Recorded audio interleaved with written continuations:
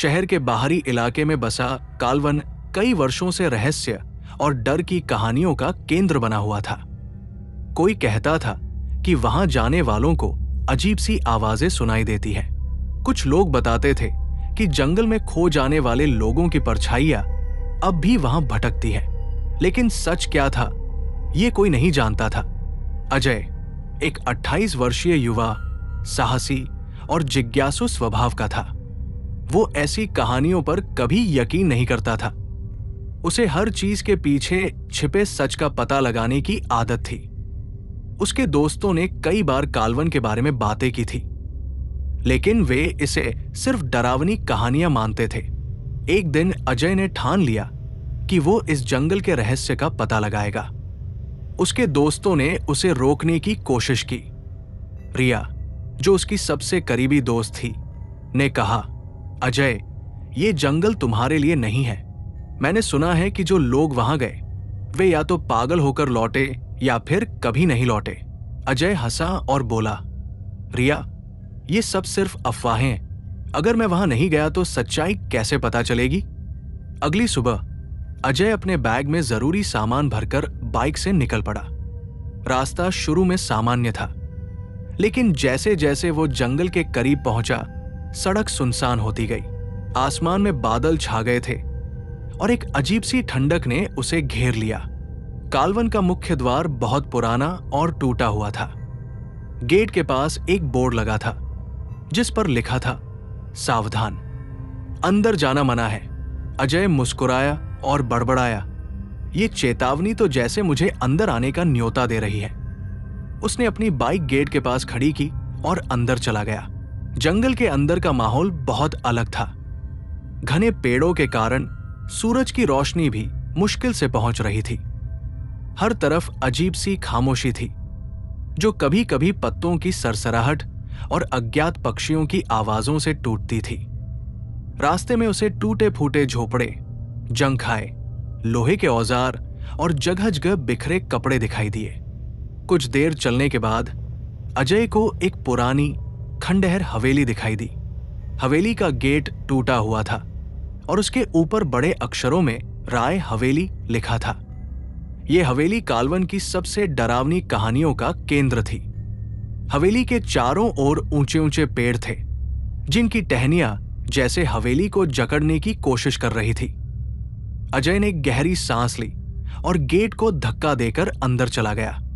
हवेली के आंगन में घास उगी हुई थी और जगह जगह पत्थरों के टूटे हुए टुकड़े पड़े थे। हवेली के अंदर का माहौल और भी डरावना था। दीवारों पर बड़े बड़े चित्र लगे हुए थे, जिनमें से कुछ के चेहरे पर खरोंच के निशान थे। फर्श पर धूल जमी हुई थी और हवा में नमी के साथ एक अजीब सी गंध थी। अजय धीरे धीरे मुख्य हॉल की ओर बढ़ा। वहां एक बड़ी मेज पर एक पुरानी डायरी रखी हुई थी। डायरी पर धूल की मोटी परत जमी थी। उसने उसे उठाया और खोला। पहला पन्ना पढ़कर उसकी सांसें रुक गई। अगर तुम ये पढ़ रहे हो तो तुम्हें यहां नहीं होना चाहिए था। हर सवाल का जवाब जानने की कीमत होती है। अब तुमने खेल शुरू कर दिया है। अजय ने यह पढ़ा ही था कि उसे अपनी पीठ के पीछे किसी के कदमों की आहट सुनाई दी। उसने तुरंत पलटकर देखा, लेकिन वहां कोई नहीं था। उसके माथे पर पसीना आ गया।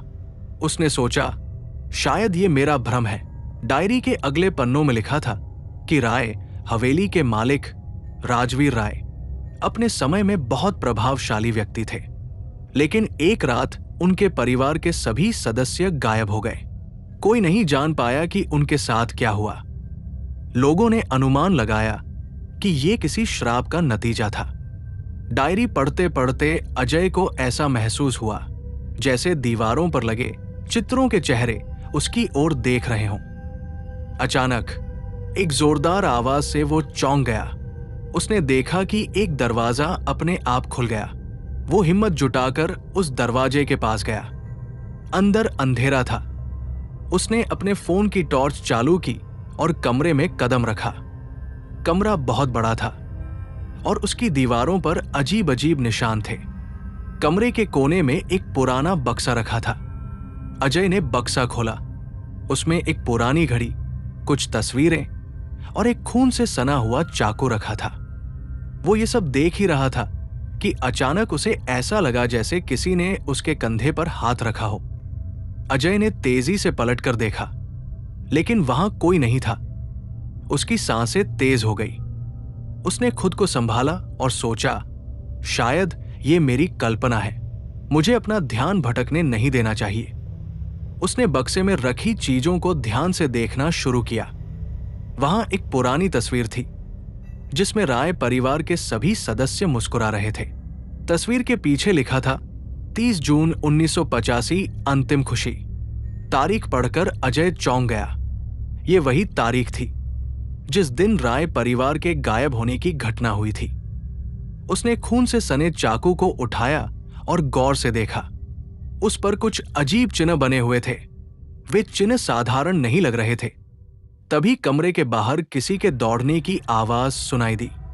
अजय ने तुरंत चाकू और तस्वीर अपने बैग में रख ली और दरवाजे की ओर दौड़ा। वो बाहर निकला, लेकिन वहां कोई नहीं था। अब हवेली के माहौल में अजीब सा बदलाव आ चुका था। हवा भारी हो गई थी और दीवारों पर लगे चित्र जैसे उसे घूर रहे थे। अजय ने तय किया कि उसे जल्द से जल्द इस जगह से बाहर निकलना चाहिए, लेकिन जैसे ही उसने मुख्य दरवाजे की ओर कदम बढ़ाए, दरवाजा अपने आप बंद हो गया। अजय ने पूरी ताकत से दरवाजे को धक्का दिया, लेकिन वो हिला भी नहीं। तभी उसे हवेली के अंदर से एक बच्चे के रोने की आवाज सुनाई दी। वो आवाज हल्की थी, लेकिन बहुत स्पष्ट थी।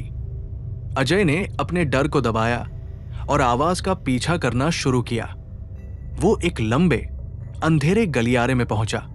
गलियारे के दोनों ओर कमरे थे, लेकिन आवाज एक कोने के कमरे से आ रही थी। अजय ने दरवाजे को धीरे से खोला। अंदर का दृश्य उसे अवाक कर देने वाला था। कमरे में एक पुरानी झूला कुर्सी पर एक गुड़िया रखी हुई थी। गुड़िया का चेहरा अजीब तरह से फटा हुआ था और उसकी आंखें लाल रंग की थी। कमरे की दीवारों पर बच्चों की लिखावट में कुछ शब्द लिखे, हमें बचाओ। अजय ने घबराकर चारों ओर देखा। तभी उसे लगा जैसे कमरे में हवा का एक झोंका गुजरा हो। वो तुरंत कमरे से बाहर भागा। अब उसकी चाल में घबराहट साफ झलक रही थी। वो हवेली के हर कोने में अजीब चीजें देख रहा था। एक बार फिर उसे डायरी की याद आई। उसने अपना बैग खोला और डायरी के पन्ने पलटने लगा। अगले पन्ने पर लिखा था, अगर तुमने ये चाकू उठा लिया है तो अब तुम्हारा जीवन तुम्हारा नहीं रहा। राय परिवार को श्राप देने वाले इंसान की आत्मा अब तुम्हारे पीछे है। तुम्हें यह रहस्य खत्म करना होगा, वरना तुम भी कालवन का हिस्सा बन जाओगे। डायरी पढ़ते ही अजय के होश उड़ गए। वो समझ नहीं पा रहा था कि क्या करे। तभी उसे खिड़की के बाहर कुछ हलचल दिखाई दी। उसने खिड़की से झांक कर देखा तो एक परछाई झाड़ियों में छिपती हुई नजर आई।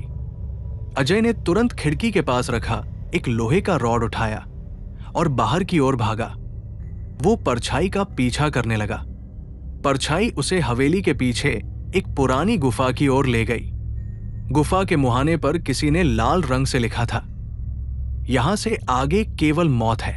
अजय ने अपनी डर पर काबू पाया और गुफा के अंदर कदम रखा। अंदर घना अंधेरा था। उसने अपने फोन की टॉर्च चालू की और आगे बढ़ा। गुफा के अंदर बहुत ठंड थी और पानी की बूंदें टपकने की आवाज आ रही थी। कुछ कदम चलने के बाद उसे गुफा के बीचों बीच एक बड़ा पत्थर दिखाई दिया। पत्थर पर वही अजीब चिन्ह बने हुए थे जो उसने चाकू पर देखे थे। पत्थर के पास एक आदमी खड़ा था जिसका चेहरा धुंधला था।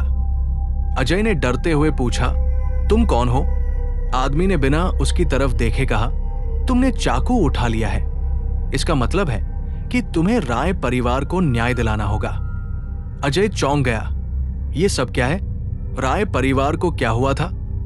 आदमी ने गहरी सांस ली और कहा, इसका जवाब तुम्हें इस गुफा के अंदर मिलेगा, लेकिन ध्यान रखना, हर सवाल की कीमत चुकानी पड़ती है। अजय ने खुद को हिम्मत दिलाई और गुफा के और अंदर बढ़ा। उसे नहीं पता था कि आगे क्या होने वाला है। क्या अजय को राय परिवार का रहस्य पता चलेगा? क्या वो इस जंगल से सुरक्षित बाहर निकल पाएगा, या कालवन उसका अंत बन जाएगा?